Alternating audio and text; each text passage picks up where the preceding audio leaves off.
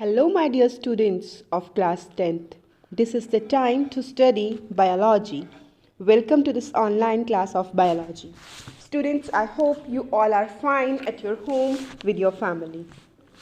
My dear students, in this lecture, we are going to discuss regarding the topic respiration. I have already told you in the class what is respiration. Students, respiration is that process in which food is oxidized. Glucose is oxidized to release energy, and that particular energy we use in our life process. हम अपनी life processes यानी कि digestion, respiration, circulation, movement, growth, इन सब के लिए energy को use करते हैं. वो एनर्जी हमको मिलती है इस प्रोसेस से यानी कि रेस्पिरेशन से. रेस्पिरेशन 2 टाइप्स का होता है. One is aerobic and other one is anaerobic. जो एरोबिक रेस्पिरेशन है वो ऑक्सीजन की प्रेजेंस में होता है, यानी कि वो रेस्पिरेशन जिसमें ऑक्सीजन की ज़रूरत होती है, नीड होती है, उसको बोलते हैं एरोबिक रेस्पिरेशन. और जहाँ पे ऑक्सीजन एब्सेंट होता है यानी प्रेजेंट नहीं होता, उसको बोला जाता है एनारोबिक रेस्पिरेशन. जो रेस्पिरेशन एरोबिक रेस्पिरेशन की प्रोसेस है वो होती है माइटोकॉन्ड्रिया के अंदर. आप लोगों को पता है माइटोकॉन्ड्रिया जो होता है सेल ऑर्गेनल होता है, जो सेल के अंदर प्रेजेंट होता है. इस पर्टिकुलर ऑर्गेनिज्म के ऑर्गेनल के अंदर जो रेस्पिरेशन एरोबिक रेस्पिरेशन की प्रोसेस है वो होती है. आप लोगों को पता भी है जो माइटोकॉन्ड्रिया होता है उसको पावर हाउस ऑफ सेल बोलते हैं. वो इसीलिए बोलते हैं क्योंकि यहाँ पे maximum amount of energy release होती है.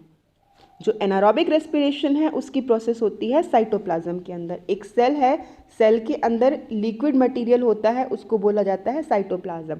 तो साइटोप्लाज्म के अंदर होती है एनारोबिक रेस्पिरेशन की प्रोसेस. बट एरोबिक रेस्पिरेशन जो होता है वो होता है माइटोकॉन्ड्रिया के अंदर.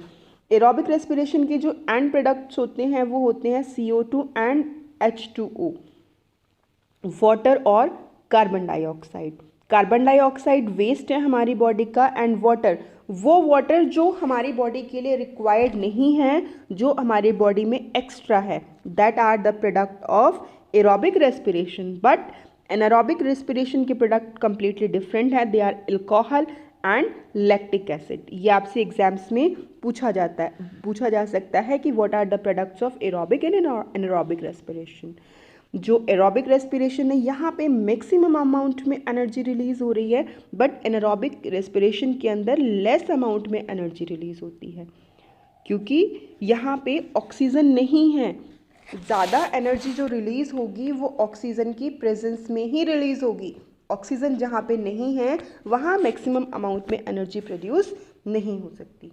Dear students, now we will study human respiratory system, जो कि आपका भी सिस्टम है, मेरा भी सिस्टम है. हम सब के अंदर रेस्पिरेटरी सिस्टम प्रेजेंट होता है. फाइन. रेस्पिरेटरी सिस्टम जो होता है ये बेसिकली 2 पार्ट्स में डिवाइडेड होता है. जो सबसे पहला पार्ट होता है वो होता है रेस्पिरेटरी ट्रैक्ट. फाइन. जो सबसे पहला पार्ट है वो है रेस्पिरेटरी ट्रैक्ट. ट्रैक्ट यानी कि वो पाथवे जो रेस्पिरेटरी ऑर्गन्स को कवर करता है स्टार्टिंग से लेके एंड तक. जहाँ जहाँ ये रास्ता जाता है उसको बोलते हैं रेस्पिरेटरी ट्रैक्ट, यानी कि वो रास्ता जहाँ जहाँ से एयर बॉडी में जा रही है और आ रही है, that is known as respiratory tract. Fine. जो दूसरा है पोर्शन उसको हम बोलते हैं respiratory organ. Fine. Respiratory organ यानी कि वो ऑर्गन जिसके थ्रू रेस्पिरेशन होता है, तो उस पर्टिकुलर ऑर्गन को बोला जाता है lungs. I hope you get it. Human respiratory system 2 part में डिवाइडेड है. One is respiratory tract, other one is respiratory organ. Okay students, now we will study human respiratory system. Human respiratory system में सबसे पहले आते हैं nostrils. Nostrils यानी कि हमारी नोज़ की ओपनिंग्स.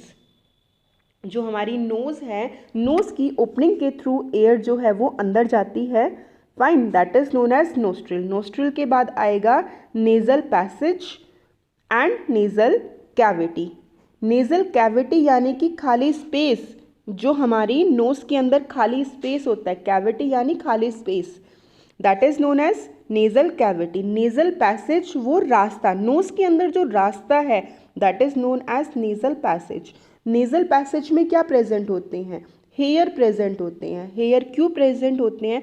ताकि कोई फॉरेन पार्टिकल जो है हमारी नोज के थ्रू हमारी बॉडी में एंटर ना कर जाए, कोई फॉरेन पार्टिकल, कोई इन्फेक्टेंट। और यहाँ पे क्या फॉर्म होती है? म्यूकस फॉर्म हो जाती है। नेजल कैविटी के बाद आएगा फेरिंग्स। स्टूडेंट्स, जो फेरिंग्स होता है that is common for food and air. ये वो पार्ट होता है जहाँ पे फूड भी जाता है और एयर भी जाती है, दोनों के दोनों एक दूसरे को क्रॉस करते हैं। ये फेरिंग्स जो होता है हमारे माउथ के भी पीछे होता है और नोज़ के भी। ये इस तरह से इसका एरिया है, ये हमारी नोज़ और हमारे माउथ दोनों को कवर करता है, इसीलिए यहाँ पे एयर भी जाती है और यहाँ पे फूड भी जाता है। अब फेरिंग्स जो है, फेरिंग्स आगे डिवाइड होता है टू ट्यूब्स के अंदर। जो पहली ट्यूब है that is known as oesophagus, जो आप पिछले चैप्टर में पढ़ चुके हैं, जिसको फूड पाइप भी बोलते हैं, है ना। तो और फेरिंग्स जो है, फेरिंग्स ईसोफेगस को लीड करता है किसके थ्रू? ग्यूलेट के थ्रू, GULLET। एक ओपनिंग होती है उसको बोलते हैं ग्यूलेट। और जो ये फेरिंग्स होता है ये लीड करता है ट्रैकिया को। ट्रैकिया यानी कि विंड पाइप। ट्रैकिया का मतलब विंड पाइप। विंड पाइप को ये लीड करता है एक ओपनिंग के थ्रू जिसको बोलते हैं ग्लोटिस। इस ओपनिंग को बोला जाता है ग्लोटिस। फाइन, आपको क्लियर हो गया होगा। जो फेरिंग्स है, फेरिंग्स लीड करता है ईसोफेगस यानी कि फूड पाइप को भी, और दूसरी चीज़ यानी कि हमारे विंड पाइप को भी। विंड पाइप का दूसरा नाम होता है ट्रैकिया। फेरिंग्स के बाद अब क्या आएगा? फेरिंग्स के बाद आएगा लैरिंग्स। जो लैरिंग्स होता है इसको वॉइस बॉक्स भी बोलते हैं, एडम्स एप्पल भी बोलते हैं। ये मेल्स में प्रोमिनेंट होता है, फीमेल्स में इतना प्रोमिनेंट नहीं होता है। फेरिंग्स के बाद एयर कहाँ पे जाएगी? फेरिंग्स के बाद एयर जाएगी ट्रैकिया के अंदर। ट्रैकिया यानी कि विंड पाइप, हमारे सांस की नली जिसको हिंदी में बोलेंगे।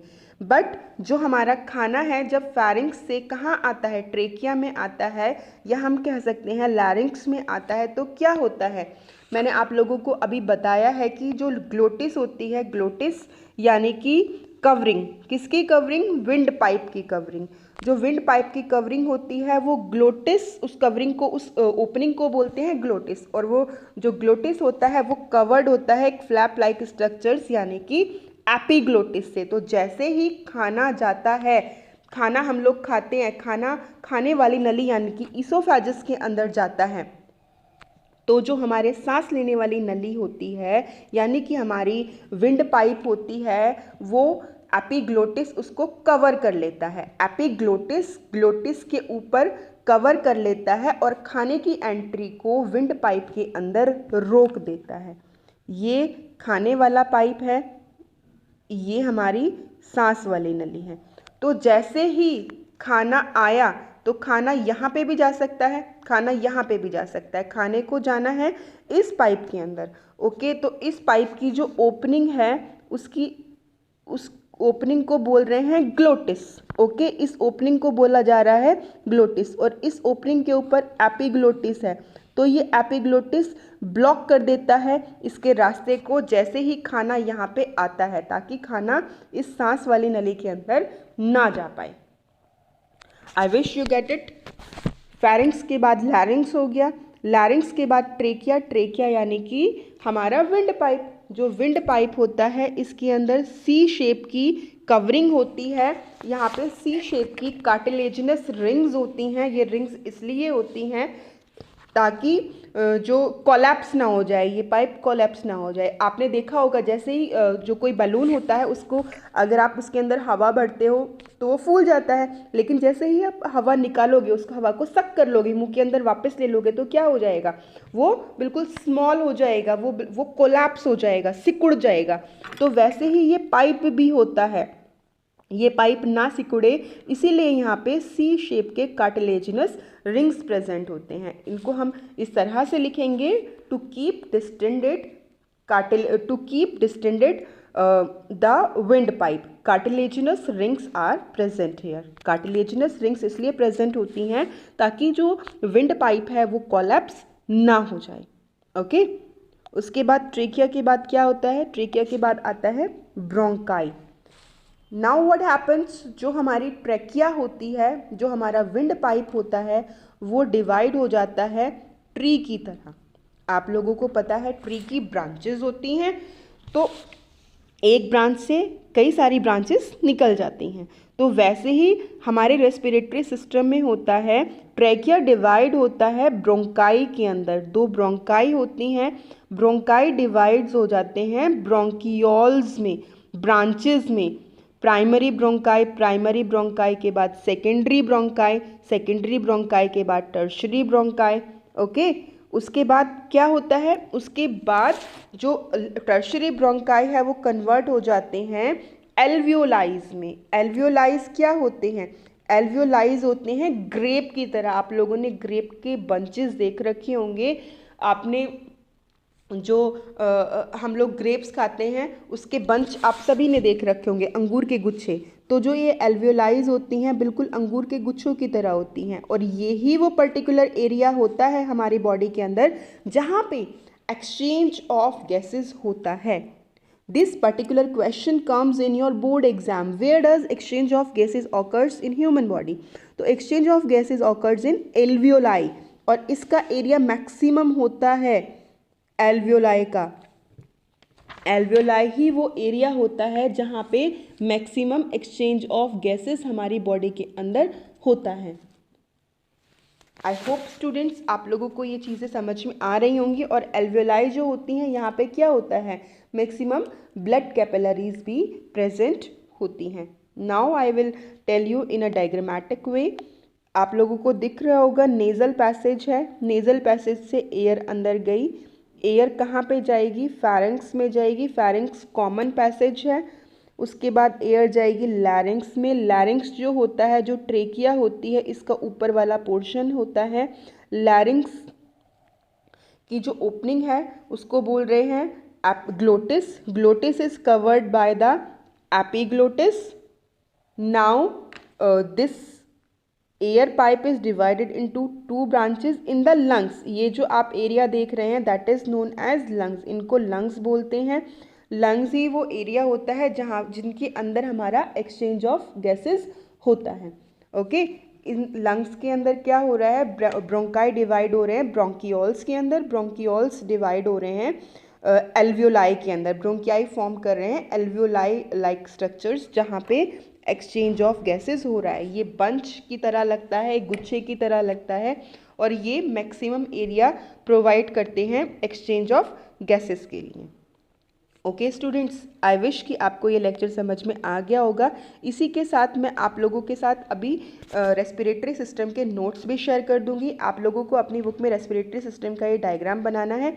ये फ्लो चार्ट भी जो आप यहाँ पे देख रहे हैं ये साथ साथ आप लोगों को बनाना है। इसके साथ साथ मैं अभी आप लोगों के साथ नोट्स भी शेयर कर रही हूँ। अगर आप लोगों को कोई भी डाउट है तो कॉमेंट सेक्शन में लिखिए, I will clear your doubt there. और अब अगर आपको क्लियर है, आपको कोई डाउट नहीं है, तो आप वहाँ पे नो डाउट लिख दीजिए। Okay students, thank you, have a nice day.